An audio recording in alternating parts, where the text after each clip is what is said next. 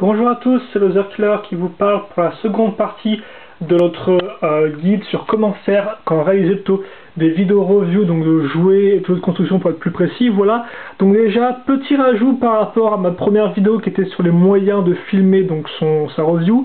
Je tiens à dire, voilà, d'ajouter deux choses par rapport donc aux appareils photo et au smartphone. Faites bien attention avant de commencer une review à regarder s'il vous reste de la batterie et aussi de l'espace sur votre carte mémoire, voilà, donc de l'espace disque.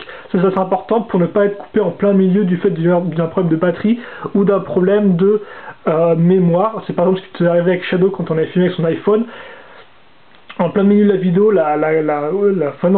dans la vidéo s'arrête vraiment toute seule. Pourquoi? Parce qu'il y a juste plus d'espace sur le disque, donc ça c'était un peu énervant, donc ça faites bien attention. Et idem pour les batteries. Après les batteries, ça peut être facilement changé avec un adaptateur secteur, comme par exemple c'est le cas, là, comme vous pouvez voir, parce que là j'utilise mon appareil photo pour cette seconde partie. Donc un adaptateur secteur et il n'y a plus normalement de problème par rapport au problème de batterie, tout bêtement. Voilà. Donc pensez bien à recharger et vider vos cartes mémoire, enfin recharger vos batteries et vider vos cartes mémoire avant de commencer une vidéo pour ne pas avoir de problème à ce niveau-là. Bon.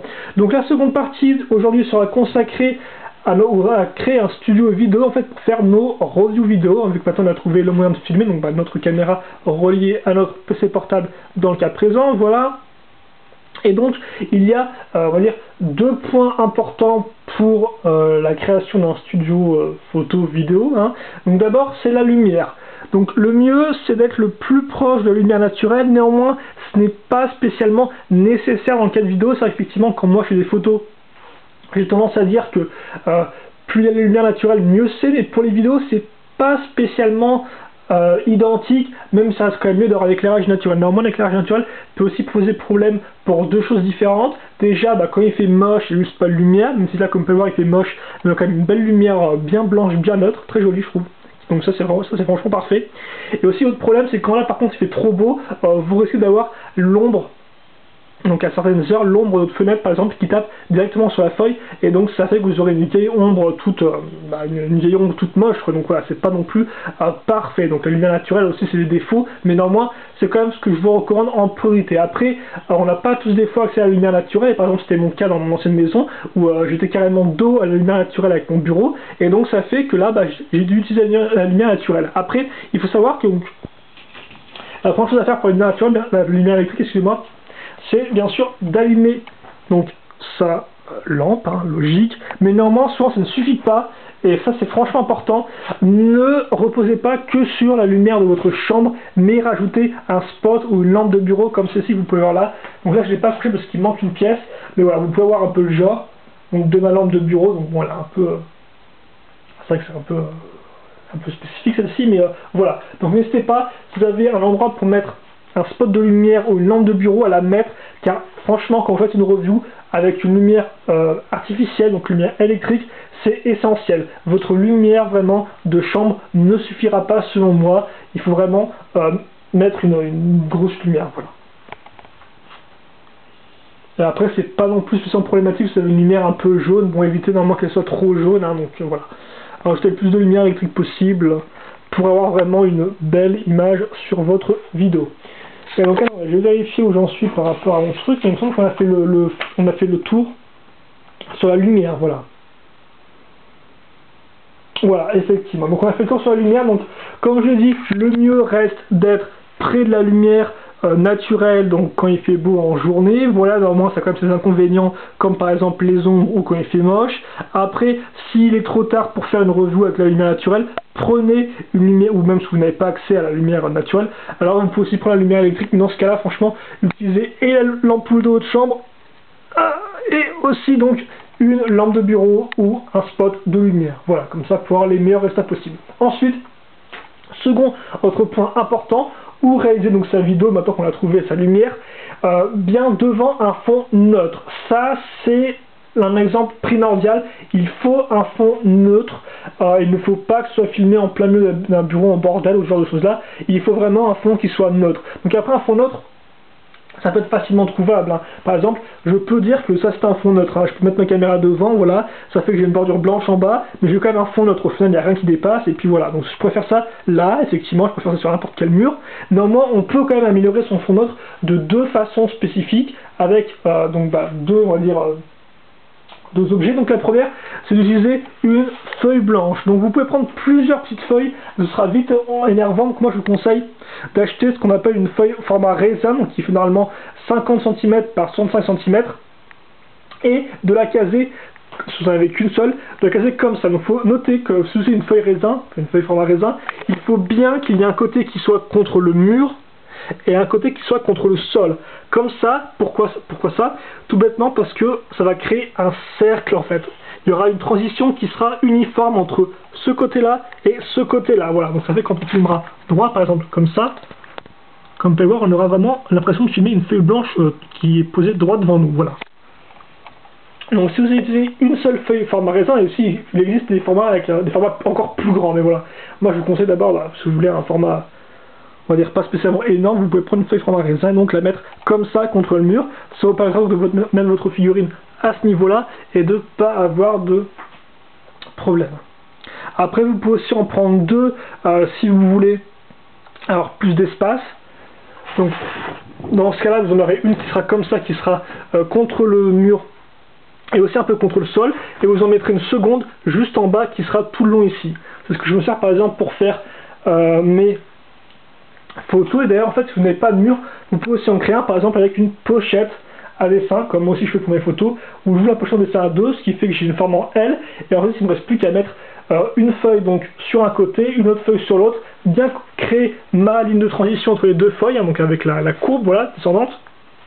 Et voilà, j'ai mon studio vidéo photo. Après, le problème des feuilles, forcément, c'est que vous avez des feuilles que sur un seul plan. C'est-à-dire qu'effectivement, les feuilles, elles sont, excusez-moi, ici. Voilà, comme ça. Donc forcément, là, vous n'avez rien. Là, vous n'avez rien. Et donc, si on filme un peu sur les côtés, donc je vous montre, excusez-moi, ça bouge un peu. Forcément, si on filme sur les côtés, après on commence à voir un peu ce qu'il y a autour, donc ça c'est un peu moche. Donc là, solution pour remédier à ça, c'est la seconde solution pour avoir un fond neutre, c'est utiliser un drap, ce qui est aussi la méthode que j'utilise ici. Donc, attendez, on va faire un truc, oui. C'est donc pour ça hier que je vous ai dit que les revues vidéo, vaut mieux les faire sans prendre l'appareil photo, parce qu'effectivement vous risquez de bouger dans tous les sens. Donc oui, il faut savoir qu'effectivement, moi je vous montre les feuilles blanches, vous pouvez aussi acheter des feuilles noires, ce qui peut être assez cool pour faire ressortir des jouets de couleur claire, ou aussi ce qui peut être trouvable, c'est des feuilles couleur, on va dire un peu gris foncé, métallisé, c'est un peu spécial comme effet, mais j'ai aussi utilisé pour faire les reviews des photos, des vidéos, donc voilà, vous pouvez aussi utiliser un fond autre que blanc. Et donc on passe au drap, voilà. Donc drap tissu qui a bien sûr un fond uni, parce que si vous avez un fond qui a des couleurs en tous les sens, c'est pas génial non plus. Après, là encore, je vous conseille quand même d'utiliser une couleur blanche. Alors, pourquoi blanc? Parce que le blanc ça rappelle pour moi une feuille à dessin. Et donc au final, la review c'est un peu là où vous allez créer des choses sur donc un fond neutre en fait. Donc le modèle ressortira bien plus si vous utilisez un fond blanc qu'un fond de couleur spécifique, par exemple je sais pas, du rouge ou du jaune. Ce sera un fond uni certes, néanmoins la couleur aura quand même tendance à être perçue différemment par votre œil que du blanc. Voilà, le blanc franchement je pense que c'est le meilleur exemple, ou du noir comme j'ai dit, c'est vraiment des couleurs sobres et tout. Donc voilà, si vous avez un drap, quitte à faire, utilisez un fond blanc. Même si bon, voilà, vous pouvez prendre un bleu si vous n'avez pas de blanc, mais voilà, dans l'essentiel, là encore, le meilleur selon moi, c'est un drap blanc. Et donc là, effectivement, un drap blanc, eh bien, enfin un drap, oui, un drap, ou une feuille de tissu, un tissu, bien c'est intéressant parce que ça peut couvrir des angles. Comme vous pouvez voir, j'ai un angle ici et un là. Et donc ça fait que je ne suis plus limité seulement à un seul espace comme j'étais avec les feuilles. Donc là encore, j'ai dû créer un mur. Donc bon, j'ai fait ça avec une grande plaque en carton là, et là c'est un écran d'ordinateur qui permet de tenir l'autre côté.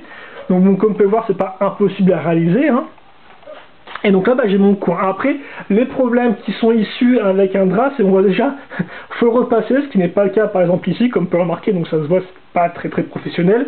Et aussi les plis. Les plis, vous allez, quand vous allez caser ça, vous allez vous rendre compte que Eh bien que vous allez faire des plis assez rapidement, ce qui est un peu dommage. C'est pas très cool d'avoir en fait des plis au lieu d'avoir un fond lisse. Ah, voilà, vaut mieux avoir un fond lisse qu'avoir des plis tout bêtement là, parce que sinon les plis c'est des trucs comme ça, et donc c'est pas très très beau. Voilà. Après, il faut savoir donc que c'est le seul problème que je vois par rapport au drap tissu, et aussi bah, forcément s'il est taché c'est pas très clair, donc c'est pareil pour les feuilles quoi. Voilà. Après néanmoins, il faut savoir que la chose la plus importante à retenir par rapport au fond, que ce soit une feuille ou un drap, c'est d'être agréable avec donc son espace de travail, parce que sinon ça va être très chiant de faire des reviews. Donc, par exemple,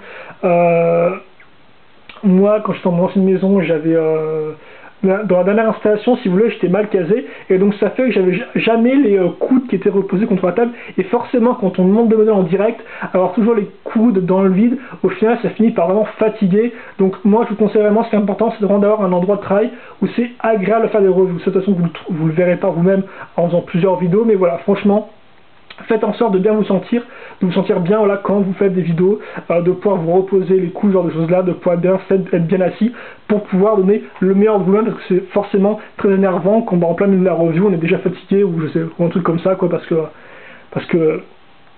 qu'on tend les bras trop longtemps, ce genre de choses là, voilà. Et bon, on va enchaîner rapidement maintenant. Ah oui, le placement de la caméra enfin par rapport donc au modèle, donc moi je mettrai comme ça. Donc alors, qu'est-ce que j'ai écrit là-dessus? Oui, donc voilà, forcément quand vous faisiez une feuille, évitez de filmer à côté de votre espace de travail, pour pas qu'on voie ce qu'il y a à côté, parce que c'est pas ce qui est intéressant, voilà. Sauf quand vous avez un gros modèle, là bon, le gros modèle c'est un peu plus, ça va encore, on va dire, on peut comprendre que vous filmez sur les côtés, voilà.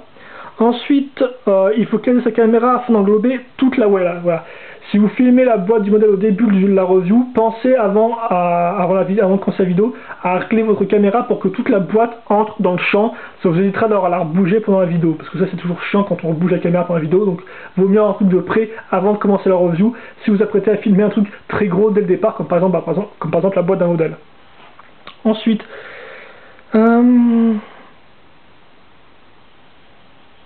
oui, ce que j'ai dit hier, effectivement, ajuster la taille par rapport à la taille de votre modèle, donc en faisant des livres. Donc par exemple, si vous avez un modèle qui est tout petit, vous pouvez mettre la caméra directement à ce niveau-là, mais si vous avez un modèle plus grand, n'hésitez pas à mettre sur des livres et surtout à reculer. Plus vous reculez, plus vous pourrez filmer en intégralité de votre modèle. Ça c'est intéressant à retenir.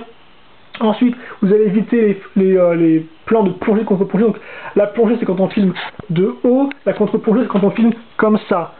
Donc filmez votre modèle vraiment tout droit. Comme ça, vous resterez neutre ou au pire un peu en plongée pour qu'on voit des détails, mais pas trop non plus, parce que sinon, vous risquez de perdre des détails là-dedans. Ensuite, voilà, faire la mise au point donc, de votre modèle, donc soit en utilisant la molette de votre webcam qui est ici, là, ça peut se tourner pour plus ou moins régler, donc si votre modèle est plus proche de vous, tournez pour passer en mode macro, donc pour filmer le modèle, et s'il est plus loin, bah, retournez le truc. Là encore, retenez bien en quel sens il faut tourner la molette pour pas être dérangé pendant que vous filmez la vidéo, voilà, pour savoir bien en quel sens il faut filmer pour faire ça. Là encore, la mise au point peut être faite sur les appareils photo ou sur un smartphone, par exemple un iPhone, hein, il suffit d'appuyer sur l'écran tactile, là où vous voulez mettre la mise au point, il l'a fait tout seul, ce qui est quand même plutôt pratique, voilà. Et donc je pense que c'est tout, parce qu'il me reste plus trop longtemps sur l'appareil photo pour faire la vidéo. Donc je pense qu'on a fait le tour donc par rapport à l'installation, donc que ce soit par rapport à la lumière ou le fond utilisé, donc soit des feuilles blanches, soit un drap, à vous de voir avec lequel vous sentez le plus à l'aise, parce que c'est vraiment ça qui compte, ce avec quoi vous vous sentez le plus à l'aise pour travailler. Bien sûr, n'hésitez pas à bouger la caméra en arrière pour pouvoir cadrer le modèle le plus possible, et surtout laissez de l'espace autour du modèle. Ne filmez pas le modèle de trop près, laissez quand même de l'espace pour aérer, pour que les yeux du spectateur soient un peu plus on va dire qui se reposent un peu plus, voilà, au lieu d'avoir une espèce de gros tas de couleurs devant eux, laissez un peu d'espace blanc autour d'eux, comme ça voilà, ça repose l'œil, et puis c'est mieux ainsi. Et donc je pense qu'on va se quitter là-dessus pour cette seconde partie consacrée à l'installation donc de notre studio vidéo entre guillemets. Voilà, questions, commentaires, comme d'habitude, n'hésitez pas à me les poser, j'y répondrai avec plaisir. Et puis nous avons rendez-vous pour la troisième partie qui sera consacrée à la revue en elle-même et donc aux boîtes et au mode d'emploi. Allez, à la prochaine.